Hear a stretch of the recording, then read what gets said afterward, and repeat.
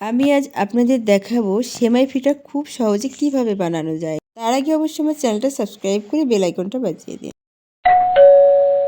কিভাবে বেশি দিন ধরে ফ্রোজেন করে রেখে খেতে পারবেন সেটাও আপনাদের আমি দেখিয়ে দেব। তো অবশ্যই আমার সাথে থাকবেন শেষ পর্যন্ত। শীতের সেমাই পিঠাটা কার কাছে না প্রিয়? আমার কাছে কিন্তু অনেক প্রিয়, নিশ্চয় আপনাদের কাছেও। আর এই পিঠাটাকে অনেকে আবার চুই পিঠাও বলে থাকে। তো আমরা এই পিঠাটাকে সেমাই পিঠা বলে থাকি। তো চলুন দেখা যাক আমি কিভাবে এত সহজ করে বানিয়েছি। তো এইখানে আমি কিছু টিপস আপনাদের বলে দেব।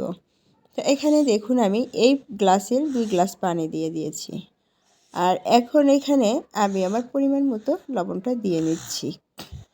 তো আপনি পানির পরিমাণের সাথে আপনি চালের গুঁড়াটা ব্যবহার করবেন। তো এই পর্যায়ে দেখুন আমি এখানে 2 গ্লাস পরিমাণ পানি দিয়েছি।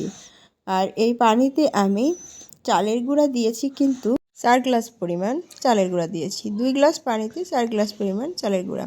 এখন গুঁড়াটা ভালো করে একটু নেড়ে নিচ্ছি। নেড়ে আমি 10 মিনিটের মতো ঢেকে দেব। ঢেকে পর্যায়ে আমি 10 মিনিট পর ঢাকনাটা তুলে দেখে নেব আমার আটাটা হয়েছে কিনা। এ পর্যায়ে দেখুন আটাটা কিন্তু হয়ে গেছে। দেখে বোঝা যাচ্ছে এর ভিতর কোনো সাদা অংশ নেই। আটাটা সিদ্ধ হয়ে গেছে। দেখুন কালারটাও কিন্তু চেঞ্জ হয়ে গেছে। তো এখন এ পর্যায়ে আমি এটা একটু নেড়ে তারপর আমি ঢেলে এটাকে সুন্দর করে মথে নিব। তো এই পর্যায়ে দেখুন আমি আটাটাকে ঢেলে নিয়েছি। আর এই আটাটা আমি অনেক সুন্দর করে একদম সফট করে মথে নিব। তো এই পর্যায়ে দেখুন আমার আটাটা কিন্তু মথা হয়ে গেছে। দেখতেই পাচ্ছেন আটাটা কিন্তু অনেক সফট হয়েছে, দেখতে কিন্তু দারুণ লাগছে। তো এই পর্যায়ে আমি অর্ধেক আটা আলাদা করে আর অর্ধেক আমি ভালো একটা পরিষ্কার কাপড় দিয়ে ঢেকে রাখবো।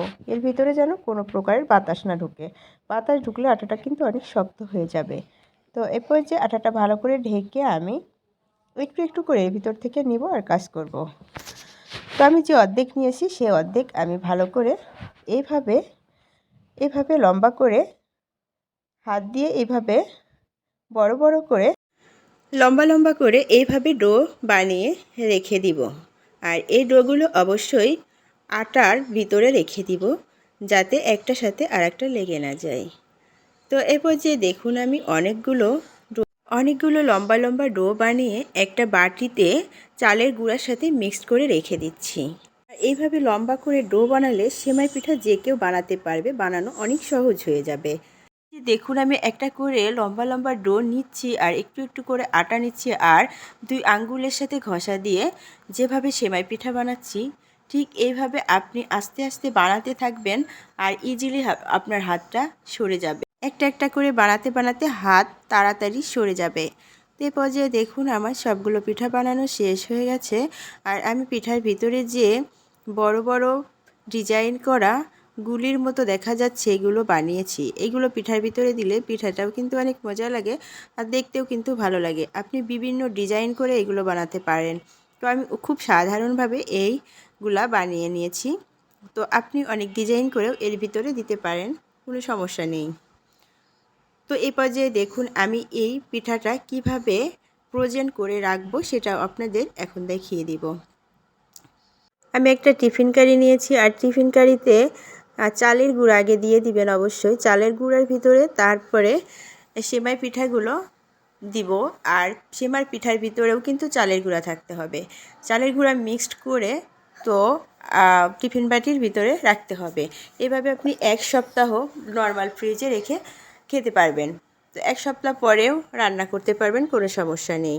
আর বেশি দিন রাখতে চাইলে তাহলে আপনি এগুলা রোদে শুকিয়ে তারপরে রাখতে হবে। এ পর্যায়ে আমি চুলায় চলে যাব। এই পর্যায়ে আমি 2 লিটার দুধ নিয়ে নিয়েছি। আর এই সেমাই পিঠায় যত বেশি দুধ ইউজ করবেন ততই কিন্তু আপনার পিঠাটা অনেক বেশি মজাদার হবে। তো আমি এই পর্যায়ে 3টা এলাচ আর দারচিনি দিয়ে দিচ্ছি। তো আর এখন আমি পরিমাণ মতো লবণ দিয়ে দিব। তো আপনারা এটা দিতেও পারেন নাও পারেন, অনেকেই মিষ্টিতে লবণ খায় না, এটা আপনাদের জন্য অপশনাল। আর এখন আমি এর ভিতরে খেজুরের পাটালি দিয়ে দিব। তো অবশ্যই যেহেতু শীতের পিঠা খেজুরের পাটালি ছাড়া তো কথাই নেই। তো এখানে আমি একটা পাটালি নিয়ে নিয়েছি।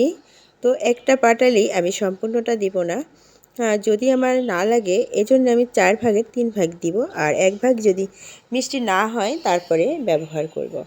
তো এ পর্যায়ে আমি এটা ভেঙে আমি 4 ভাগের 3 ভাগ এর ভিতরে দিয়ে দেব। তো পাটালি দেওয়ার পরে আমি ভালো করে এটা নেড়ে নিব। এই যে দেখতে পাচ্ছেন আমি 4 ভাগের 3 ভাগ এখানে দিয়ে দিচ্ছি, আর এখন ভালো করে এটা নেড়ে নিব। পাটালিটা গলে যাওয়ার পর তারপরে আমি পিঠাগুলো দিব, আর এরই মাঝে আমার দুধটাও কিন্তু জাল হয়ে যাবে। তো এ পর্যায়ে আমি এখন নাড়তে থাকবো ঠিক যতক্ষণ পাটালিটা না গলে যায়। পাটালিটা সম্পূর্ণটা আমি কিন্তু দিয়ে দিলাম, আর 1 ভাগ আছে ঠিক। আর এই পর্যায়ে আমি এখন দুধটা ভালো করে নাড়তে থাকবো। দুধটা নাড়া শেষ হয়ে গেছে আর পাটালিটাও কিন্তু গলে গেছে। এখন আমি সেমাই পিঠাটা ঢেলে দিচ্ছি, আর সেমাই পিঠাটা ঢেলে দিয়ে কিন্তু সারাক্ষণ শুধু নাড়তে থাকবো। আর যতক্ষণ দুধটা ঘন না হয়ে আসবে আর সেমাই পিঠাটা আঠালো হয়ে না আসবে ততক্ষণ আমি নাড়তে থাকবো এই পিঠাটা। যে দেখতে পাচ্ছেন আমি সবগুলো পিঠা কিন্তু এর ভিতরে দিয়ে দিয়েছি, আর দুধটার সাথে আমার সেমাই পিঠাটা কিন্তু পারফেক্ট হয়েছে। তো দেখতে পাচ্ছেন এখন আমি নাড়তে থাকবো, আর এরই ফাঁকে আমি দেখে নিব আমার মিষ্টিটা কি ঠিক আছে কিনা। তো লবণের সাথে মিষ্টিটা ঠিক আছে নাকি সেটাও আমি দেখে নেব। তো এইভাবে নাড়তে নাড়তে এক পর্যায়ে আঠালো হয়ে যাবে পিঠাটা। ঠিক এই যে দেখতে পাচ্ছেন পিঠাটা এই যে আঠালো হয়ে আসছে, একদম দুধটা ঘন হয়ে গেছে, পিঠাটাও আঠালো টাইপের হয়ে আসছে। তো এই পর্যায়ে দেখুন পিঠাটা কিন্তু হয়ে গেছে। এখন আমি পিঠাটাকে নামিয়ে ফেলব। আমি কিন্তু পিঠাটা বানিয়েছি আমার সেই নানি দাদিদের মতোই। তো নানি দাদিরা যেভাবে পিঠাটা বানাতো ঠিক সেভাবে আমি পিঠাটা বানিয়ে আপনাদের খুব সহজভাবে দেখিয়ে দিয়েছি।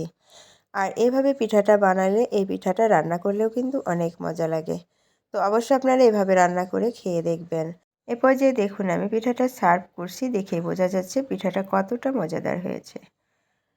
তো আমার এই ভিডিওটা যদি আপনাদের কাছে এতটুকু ভালো লেগে থাকে অবশ্যই আমার চ্যানেলটা সাবস্ক্রাইব করে আমার পাশে থাকবেন, আর লাইক কমেন্ট শেয়ার করে দিবেন। আল্লাহ হাফেজ। সবাই অনেক অনেক বেশি ভালো থাকবেন। আসসালামু আলাইকুম।